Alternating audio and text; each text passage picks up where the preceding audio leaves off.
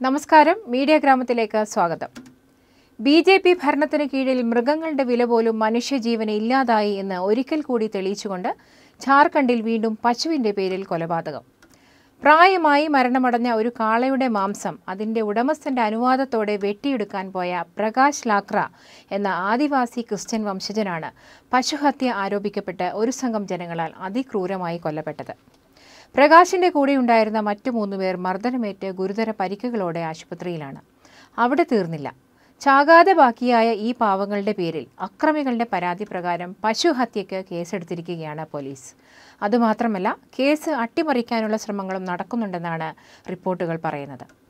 പ്രകാശിന്റെ മരണം ചികിത്സയ്ക്കിടയിൽ സംഭവിച്ചതാണെന്ന് വരുത്തി തീർക്കാൻ പോലീസ് തന്നെ നിർബന്ധിച്ചു എന്ന് ലാക്രയെ പരിശോധിച്ച ഡോക്ടർ ആരോപിക്കുന്നു.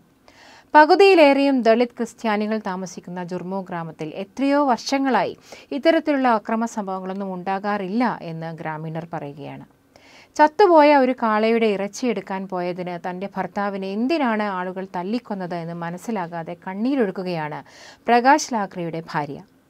കേൾക്കുമ്പോൾ തന്നെ മനസ്സിനെ മരവിപ്പിക്കുന്ന ഈ അന്യായം ഝാർഖണ്ഡിൽ ഇതാദ്യമായല്ല.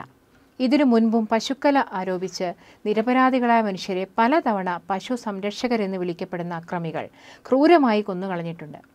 ഇന്ത്യൻ മനസാക്ഷിയെ ഞെട്ടിച്ച പശുക്കടത്ത് ആരോപിച്ച് പച്ച മനുഷ്യരെ കൊന്ന് കെട്ടിത്തൂക്കിയ ആ സംഭവവും ഝാർഖണ്ഡിൽ തന്നെയാണ് നടന്നത്. ഇതൊക്കെയും നടന്നത് ബി.ജെ.പി. സർക്കാരുകളുടെ മൗന അനുവാദത്തോടുകൂടിയാണ്. അക്രമികളെ ശിക്ഷിക്കുന്നത് പോകട്ടെ, അവരെ ചേർത്ത് നിർത്തുകയും സംരക്ഷിക്കുകയുമാണ് ബി.ജെ.പി. നേതാക്കളും സർക്കാരും ചെയ്തു പോന്നത്. ഈയിടെ പശുഹത്യ ആരോപിച്ച് ഒരു പാവ മനുഷ്യനെ കൊന്നുകളഞ്ഞ കേസിലെ പ്രതികൾ ജാമ്യത്തിലിറങ്ങിയപ്പോൾ അവരെ മാലയിട്ട് സ്വീകരിച്ച ബി.ജെ.പിയുടെ ജയന്ത് സിൻഹയെ പോലുള്ള കേന്ദ്രമന്ത്രിമാരാണ് നമുക്കുള്ളത്. അതൊക്കെ കൊണ്ടുതന്നെ ഈ കേസിലും അപരാധികൾക്ക് ശിക്ഷ ലഭിക്കുമെന്നും ന്യായം നടപ്പാക്കുമെന്നും നാം എങ്ങനെ പ്രതീക്ഷിക്കാനാണ്?